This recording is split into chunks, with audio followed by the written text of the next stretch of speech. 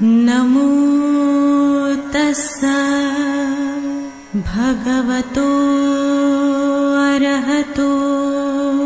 Swami Vivekanand Subharthi University, one of the leading universities of North India. 250 acres campus, 220 plus professional and vocational programs, 20,000 plus students. Give wings to your career with Swami Vivekanand Subharthi University. NH 58 Meerut, Delhi, NCR. Subharti cancer institute, विश्व की अत्याधुनिक machine द्वारा cancer का हर तरह का इलाज, साथ ही MRI, cardiac CT scan, kidney, hip and joint transplant, hair transplant, endoscopy, laparoscopy, neurosurgery आदि सुविधा भी उपलब्ध हैं। 24 hours emergency, dialysis and diagnostic services. Subharti hospital, NH 58 Meerut. Ras Bihari Bose, Subharti University, Dehradun. The road to your professional development starts here. Registration and admissions are open. For more info, dial 761-758-5561, 761-758-5566 or log into our website www.rbbsu.edu.in. नमो बुद्धाय। मैं RP Singh आप सभी का बहुत बहुत स्वागत करता हूं हमारे विशेष कार्यक्रम धम्मदीप में। दर्शकों, जैसा कि आपको विदित है, धम्मदीप एक ऐसा कार्यक्रम है जिसमें तथागत बुद्ध के जीवन पर आधारित हर पहलू पर आप तक इस विषय के जाने माने विशेषज्ञों द्वारा जानकारी दी जाती है। और इसी क्रम में प्रोग्राम की कवरेज को और विस्तृत तथा अधिक से अधिक विशेषज्ञों को जोड़ने हेतु हम आज आपको ले चलते हैं देहरादून, उत्तराखंड। अब देहरादून स्टूडियो से प्रोफेसर डॉक्टर नीलिमा गजभिये जी हमारे साथ देहरादून से जुड़ेंगी। प्रोफेसर डॉक्टर नीलिमा गजभिये जी का जन्म नागपुर में हुआ और इन्होंने पाली और बुद्धिज़्म पर उच्च शिक्षा प्राप्त की तथा देश विदेश के अनेकों बड़े शिक्षण संस्थानों से जुड़ने के साथ साथ इन्हें बहुत से सम्मानों से अलंकृत किया गया। वर्तमान में नीलिमा जी देहरादून में स्थित रास बिहारी बोस सुभारती विश्वविद्यालय में कार्यरत हैं। आज नीलिमा जी तथागत द्वारा प्राचीन शिक्षा पद्धति में वर्णित विभिन्न रोगों का उपचार किस प्रकार किया जाता था, इस विषय पर चर्चा करेंगी। तो स्वागत है नीलिमा जी आपका। नमो बुद्धाय। नमो बुद्धाय। बहुत बहुत धन्यवाद आरपी सिंह जी, जो आपने बौद्धकालीन चिकित्सा पद्धति के विषय में मुझे बोलने का जो अवसर प्रदान किया, उसके लिए आपका बहुत बहुत बहुत धन्यवाद सर। बाहु सच्चंच सिप्पंच विनयच्च सुशिक्षिता सुभाषिता च ये वाचा एतं मंगलमुत्तमं। अर्थात बहुश्रुत होना, शिल्प सीखना, विनयशील होना, सुशिक्षित होना, यह उत्तम मंगल है। इन्हीं शब्दों के द्वारा मैं भेषज खंड में वर्णित विभिन्न रोगों की चिकित्सा इस विषय पर आज अपना वक्तव्य पेश करने जा रही हूँ। भगवान बुद्ध के समय की बात है। तब एक रोगी था और कोई भी भिक्षु था उसकी सेवा नहीं करता था। वो जो रोगी था वो वैसे ही रोग में उसकी दिन ब दिन हालत खराब होती जा रही थी। जब भगवान बुद्ध को उसके बारे में पता चला तो स्वयं भगवान बुद्ध उसके पास गए और भगवान बुद्ध ने स्वयं उसकी सेवा की। तब भगवान बुद्ध ने कहा, जो रोगियों की सेवा करता है वह मेरी सेवा करता है। तो इन्हीं शब्दों के साथ आप हमेशा स्मरण रखिए कि रोगियों की सेवा करना ही बुद्ध को वंदन करना है। पाली भाषा समृद्धशाली साहित्य से संपन्न है। उसी प्रकार चिकित्सा विज्ञान की दृष्टि से भी पाली साहित्य संपन्न है। पाली साहित्य में विभिन्न प्रकार के शारीरिक रोग एवं उनके उपचार के बारे में जानकारी दी गई है। उसी प्रकार पाली साहित्य में विभिन्न प्रकार के मानसिक रोग एवं उनके उपचार के बारे में भी जानकारी दी गई है। भेषज खंडक में बौद्धकालीन चिकित्सा पद्धति के विषय में बहुत ही महत्वपूर्ण जानकारी दी गई है। तो आइए अब हम जानते हैं भेषज खंडक का क्या अर्थ होता है। भेषज खंडक यह जो शब्द है यह दो शब्दों से मिलकर बना है, भेषज और खंडक। भेषज का अर्थ होता है औषधि या दवाइयाँ और खंडक का अर्थ होता है विभाग या परिच्छेद। तो इस तरह से भेषज खंडक का अर्थ होता है औषधियों का परिच्छेद। तो आइए अब हम जानते हैं भेषज खंडक का पाली साहित्य में क्या स्थान है। तो भेषज खंडक इसका जो समावेश होता है वो विनय पिटक के अंतर्गत होता है। विनय पिटक को भिक्षु और भिक्षुणियों का संविधान कहा जाता है। विनय पिटक में भिक्षु और भिक्षुणियों के दैनंदिन जीवन से संबंधित नियमों का समावेश किया गया है। विनय पिटक यह 3 भागों में विभक्त है, सुत्त विभंग, खंडक एवं परिवार। सुत्त विभंग यह 2 भागों में विभक्त है, महाविभंग और भिक्खुणी विभंग। महाविभंग में भिक्खुओं के 227 नियमों का वर्णन किया गया है और भिक्खुणी विभंग में भिक्षुणियों के 311 नियमों का वर्णन किया गया है। परिवार इसे विनय पिटक का सार कहा जाता है। कुछ पाली विद्वान विनय पिटक में परिवार इस ग्रंथ को वो मानते हैं, तो कुछ जो विद्वान हैं वह परिवार यह विनय पिटक का भाग है इस बात को अमान्य करते हैं। राहु संस्कृतायन इन्होंने विनय पिटक का जो अनुवाद प्रस्तुत किया है उसमें उन्होंने परिवार इस भाग का उन्होंने समावेश नहीं किया है। परिवार इसे विनय पिटक का सार कहा जाता है। इसमें विनय पिटक संबंधी संपूर्ण प्रश्नावली परिवार इस भाग में दी गई है। खंडक यह जो भाग है ये 2 भागों में विभक्त होता है, महावग्ग एवं चूलवग्ग। चूलवग्ग में भिक्खुणी संघ की स्थापना, विकास एवं प्रथम और द्वितीय बौद्ध संगीति का वर्णन किया गया है। महावग्ग में भिक्खु संघ की स्थापना, भिक्खु संघ का विकास, बौद्ध धर्म का प्रचार प्रसार इस विषय में महत्वपूर्ण जानकारी महावग्ग में दी गई है। साथ ही महावग्ग में प्राचीन बौद्ध चिकित्सा पद्धति के विषय में भी अत्यंत महत्वपूर्ण जानकारी दी गई है। यह जानकारी हमें भेषज खंडक इस परिच्छेद के अध्ययन द्वारा प्राप्त होती है। निश्चित ही पाली साहित्य में भेषज खंडक का अत्यंत ही महत्वपूर्ण स्थान है। भेषज खंडक में औषधियों के बारे में बहुत ही महत्वपूर्ण जानकारी दी गई है, जैसे हल्दी, अदरक, हींग, आंवला, नीम के पत्ते, तुलसी के पत्ते, कपास के पत्ते, यह औषधियों के तौर पर इनका प्रयोग होता था। नमक के जो विभिन्न प्रकार पाए जाते हैं, जैसे सामुद्रिक नमक, काला नमक, सेंधा नमक, ये नमक के जो विभिन्न प्रकार है वह लवण युक्त औषधि के तौर पर इनका प्रयोग होता था। साथ ही मूल की औषधियाँ, जड़ की औषधियाँ, पत्तों की औषधियाँ, इस तरह से अनेक प्रकार की जो औषधियाँ हैं उनका वर्णन भेषज खंडक में दिया गया है।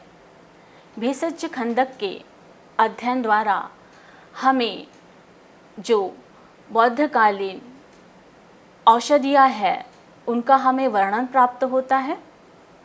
और महत्वपूर्ण बात, ये जो सभी औषधियाँ हैं ये प्राकृतिक औषधियाँ हैं। प्रकृति से ये संपूर्ण औषधियाँ ली गई है। तो निश्चित ही ये प्राचीन बौद्ध चिकित्सा जो पद्धति है उसमें प्राकृतिक औषधियों का उपयोग होता था। बौद्ध चिकित्सा पद्धति ये निसर्ग के बहुत ही करीब है, यह इससे सिद्ध होता है। भेषज खंडक में जो विभिन्न प्रकार के रोग हैं उनके उपचार के बारे में जानकारी दी गई है। गौतम बुद्ध ये महान चिकित्सक थे। साथ ही गौतम बुद्ध चिकित्सा शास्त्र के तज्ञ थे। इस बात की पुष्टि हमें विनय पिटक के भेषज खंडक के अध्ययन द्वारा प्राप्त होती है।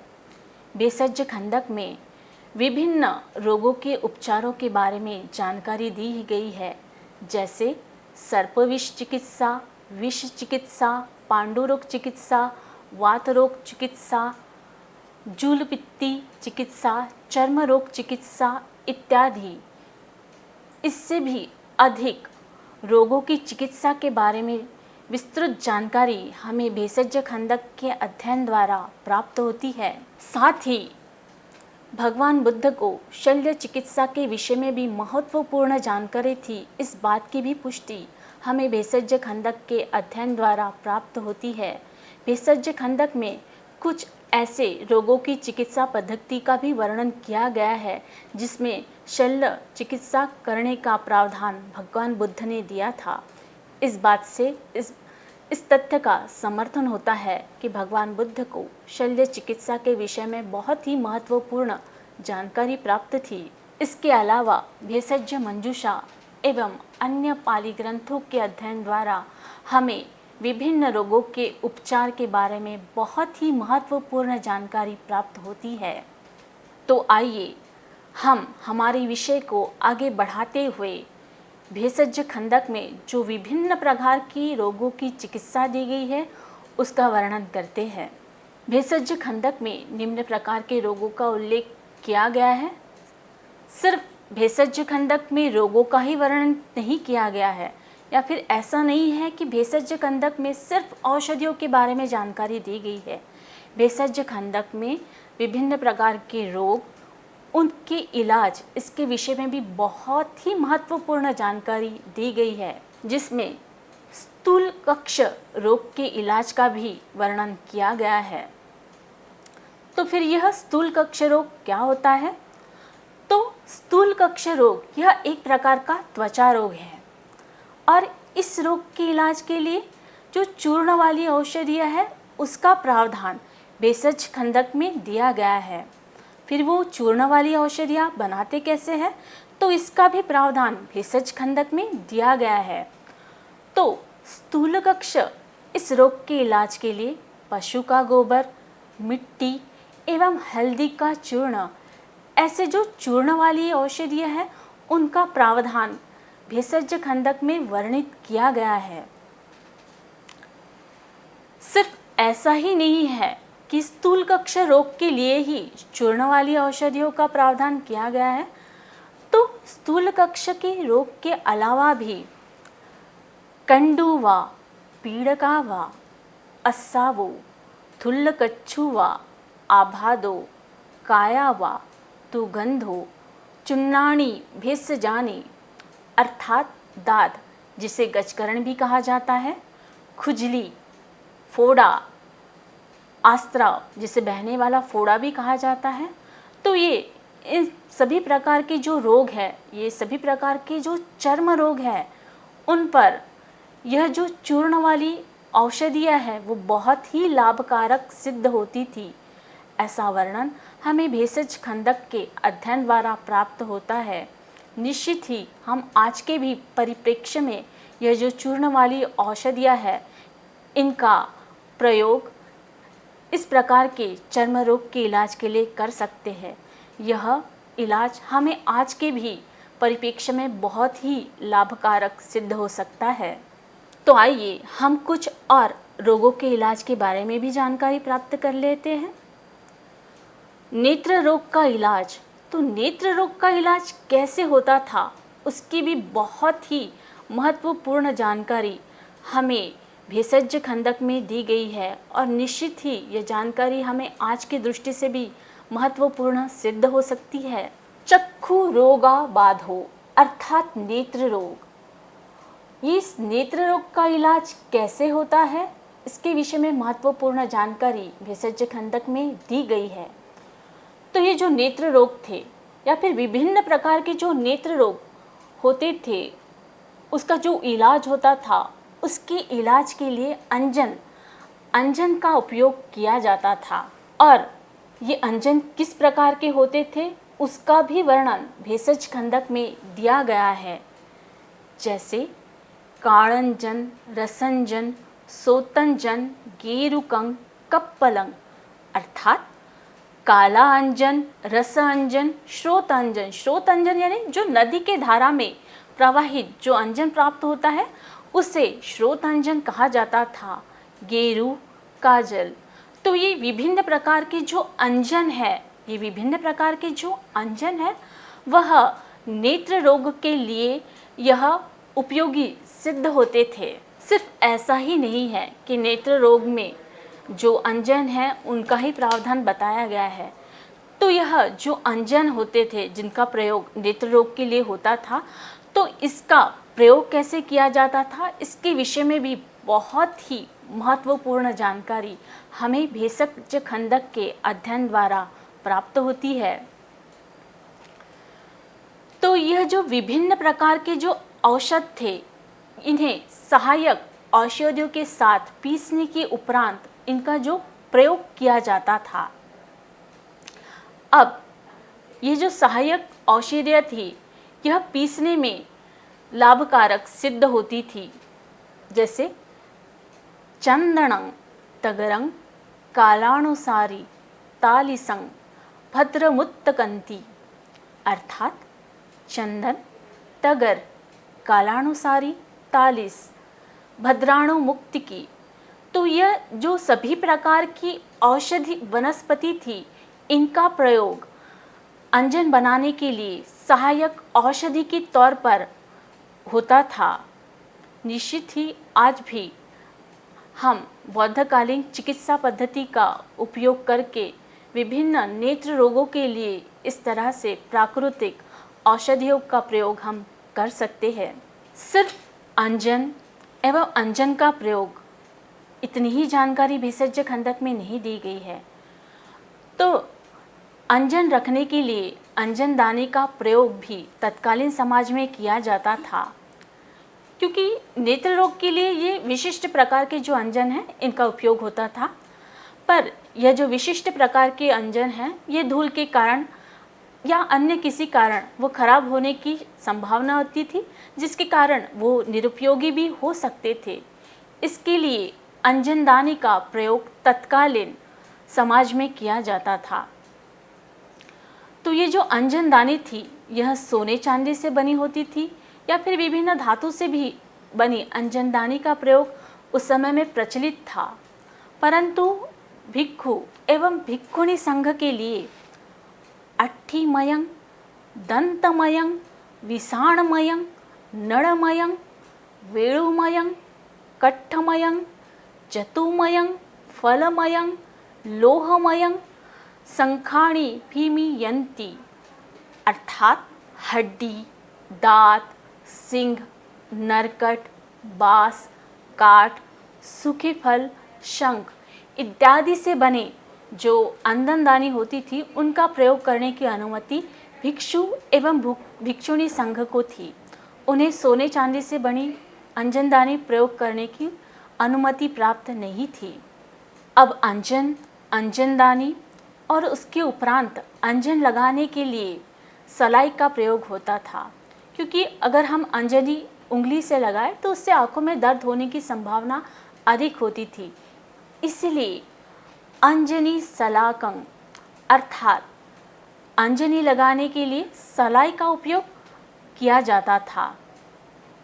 तत्कालीन समाज में सोने चांदी एवं विभिन्न धातु से बने सलाई का भी प्रयोग किया जाता था, परंतु भिक्षु एवं भिक्षुणी संघ के लिए हड्डी, दांत, सींग, नरकट, बांस, काठ, सूखे फल, शंख इत्यादि से बने सलाई का प्रयोग करने की अनुमति दी गई थी। उन्हें सोने चांदी से बने सलाई का प्रयोग करने की उन्हें अनुमति नहीं थी।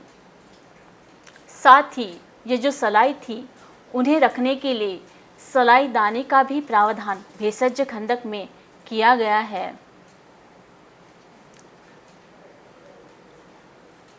तो आइए भेषज खंडक का अध्ययन करते हुए हम कुछ और अधिक रोगों के चिकित्सा के बारे में जानकारी प्राप्त करते हैं। सर्पविष चिकित्सा। तो सर्पविष चिकित्सा, इसके विषय में भी बहुत ही महत्वपूर्ण जानकारी भेषज खंडक में दी गई है। सर्पविष चिकित्सा के लिए गूथंग, मुत्तंग, छारिखंग, मतिकंथी अर्थात गाय का गोबर, मूत्र, राख और मिट्टी, इनका सेवन करने का प्रावधान भेषज खंडक में दिया गया है। भेषज खंडक में अन्य जो रोग थे उनके चिकित्सा के बारे में भी विस्तृत जानकारी दी गई है, जैसे पांडु रोग चिकित्सा। तो पांडु रोग चिकित्सा के विषय में वर्णन किया गया है कि मुत्त हरितकं पाये तंतु अर्थात गोमूत्र मिश्रित हरितक का उपयोग पांडु रोग के इलाज के लिए होता था। आज भी हम इस प्रकार के चिकित्सा पद्धति का अवलंब पांडु रोग चिकित्सा के लिए कर सकते हैं। निश्चित ही पांडु रोग चिकित्सा के लिए ये बहुत ही लाभकारक सिद्ध होगा। जूल पित्ती रोग, तो ये जो जूल पित्ती रोग था, इसका इलाज कैसा होता था, इसके बारे में भी बहुत ही महत्वपूर्ण जानकारी भेषज खंडक में दी गई है। जूल पित्ती रोग को भेषज खंडक में छवि दोसा भादो कहा गया है। तो ये जो जूल पित्ती रोग था, यह एक प्रकार से त्वचा से संबंधित रोग था। इस रोग में शरीर पर खुजली होती है और लाल दाने या फिर चकत्ते आते हैं। तो फिर यह जो जूल पित्ती रोग था, इसकी चिकित्सा के लिए गंधालेपं अर्थात गंधक का लेप लगाया जाता था। निश्चित ही आज भी विभिन्न प्रकार के चर्म रोग हैं, उनके इलाज के लिए हम भेषज खंडक के द्वारा दी गई जानकारी का अवलंब कर सकते हैं। सुन्न रोग चिकित्सा, अब ये सुन्न रोग, इसका इलाज कैसा होता था, इसके विषय में भी बहुत ही महत्वपूर्ण जानकारी भेषज खंडक के अध्ययन द्वारा हमें प्राप्त होती है। बौद्ध काल में रोग चिकित्सा करने के लिए विरेचन कर्म करने का भी अवलंब किया जाता था। अभिसन्न काया अर्थात शरीर सुन्न होने पर विरेचन कर्म करने का प्रावधान भेषज खंडक में दिया गया है। इसके अलावा भी कई रोग एवं उनके उपचार के विषय में महत्वपूर्ण जानकारी भेषज खंडक में दी गई है। साथ ही वात रोग चिकित्सा की किस प्रकार की जा सकती है, इसके विषय में भी बहुत विस्तृत जानकारी भेषज खंडक में दी गई है। वात रोग की विभिन्न प्रकार से चिकित्सा किस प्रकार से की जा सकती है, इसका वर्णन भेषज खंडक में किया गया है। बौद्ध चिकित्सा पद्धति यह निसर्ग के करीब है। आज भी कई रोगों की चिकित्सा करने के लिए बौद्ध चिकित्सा पद्धति उपयुक्त सिद्ध हो सकती है। बौद्ध काल में जीवक नाम का प्रसिद्ध वैद्य था। यह बाल रोग चिकित्सक थे। इनका अध्ययन तक्षशिला विद्यापीठ में हुआ था। इनका अध्ययन होने के उपरांत इन्होंने अपने जो आचार्य थे उनसे पूछा कि इससे अधिक औषधियों की जानकारी मैं प्राप्त कर सकता हूँ क्या। तो उनके जो आचार्य हैं उन्होंने कहा कि आप ये जो परिसर है, आप ये पूरा परिसर घूम के आइए और फिर आप मुझे बताइए कि यहाँ कहीं कोई ऐसी औषधि तो नहीं जो अनुपयुक्त हो। तो जो जीवक थे उन्होंने जो संपूर्ण जो परिसर था वो घूम के आए। उन्होंने संपूर्ण परिसर की जो वनस्पतियाँ थी उनका उन्होंने निरीक्षण किया। फिर जब वो वापस अपने आचार्य के पास आते हैं तो वो अपने आचार्य से कहते हैं कि आचार्य, मैंने संपूर्ण जो परिसर है उसका मैंने निरीक्षण किया है, पर मुझे कहीं कोई ऐसी वनस्पति नहीं दिखी जो निरुपयोगी सिद्ध हो। तो हमारे आसपास की जो जितनी भी वनस्पतियां हैं वो सभी औषधि गुणों से परिपूर्ण है, सिर्फ हमें उनका निरीक्षण करना चाहिए। जीवक के इस उत्तर से उनके आचार्य संतुष्ट हुए और उन्होंने उनकी विद्या पूर्ण होने का उन्हें संतुष्टि दी। विश्व स्वास्थ्य संगठन अर्थात WHO द्वारा जो रिपोर्ट प्रस्तुत की गई है उसके अनुसार भारतीय ग्रामीण भाग के 65% लोग आज भी स्वास्थ्य के लिए औषधि वनस्पतियों का ही उपयोग अधिक करते हैं।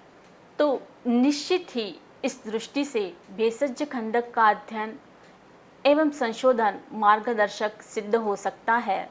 आरोग्य परमालाभा संतुष्टि परम धनम विश्वास परमायाति निबाणं परम सुखं, अर्थात आरोग्य श्रेष्ठ लाभ है, संतुष्टि श्रेष्ठ धन है, विश्वास श्रेष्ठ बंधु है एवं निर्वाण श्रेष्ठ सुख है। तो आइए पाली साहित्य के समृद्धशाली चिकित्सा विज्ञान का अध्ययन करते हुए हम स्वयं के एवं समाज के स्वास्थ्य का ध्यान रखते हैं। इस दृष्टि में भेषज खंडक हमें बहुत ही मार्गदर्शक सिद्ध हो सकता है। इन्हीं शब्दों के साथ मैं अपनी वाणी को विराम देती हूँ और आज इस मंच पर मुझे अपनी बात पेश करने का जो अवसर आयोजकों ने दिया है उसके लिए मैं पुनश्च आभार व्यक्त करती हूँ। धन्यवाद। डॉक्टर नीलिमा जी, आपका बहुत बहुत आभार। आपने प्राचीन चिकित्सा पद्धति में वर्णित विभिन्न रोगों का उपचार किस प्रकार किया जाता था, इस विषय पर बहुत ही ज्ञानवर्धक जानकारी दी। इसके लिए आपका पुनः बहुत बहुत आभार। तो साथियों, आज के इस विशेष प्रोग्राम में बस अब इतना ही। अब समय हो चुका है आज के प्रोग्राम के विश्राम होने का, लेकिन उसके पहले आपको बताते चलें कि आपके मन में भी जो प्रश्न हो, जो जिज्ञासाएं हों, वह आप इस प्रोग्राम में पूछ सकते हैं। और प्रश्न पूछने के लिए आप हमारे व्हाट्सएप नंबर 9639010109 पर अपना प्रश्न भेज सकते हैं या हमारी ईमेल आईडी subhartibuddha@gmail.com पर आप भेज सकते हैं। तब तक मैं आरपी सिंह मेरठ स्टूडियो से और डॉक्टर नीलिमा गजबिये जी देहरादून स्टूडियो से लेते हैं विदा। कल इसी समय आपके समक्ष फिर उपस्थित होंगे। नमो बुद्धाय। सुभारती कैंसर इंस्टीट्यूट, विश्व की अत्याधुनिक मशीन द्वारा कैंसर का हर तरह का इलाज, साथ ही MRI, cardiac CT scan, kidney, hip and joint transplant, hair transplant, endoscopy, laparoscopy, neurosurgery आदि सुविधा भी उपलब्ध हैं। 24 hours emergency, dialysis and diagnostic services. Subharti hospital, NH58 Meerut. Raj Bihari Bose, Subharti University, Dehradun. The road to your professional development starts here. Registration and admissions are open. For more info, dial 761-758-5561, 761-758-5566 or log into our website www.rbbsu.edu.in. Swami Vivekanand Subharti University, one of the leading universities of North India, 250 acres campus, 220 plus professional and vocational programs, 20,000 plus students. Give wings to your career with Swami Vivekanand Subharti University, Meerut, Delhi, NCR. नमो तस्सा भगवतो अरहतो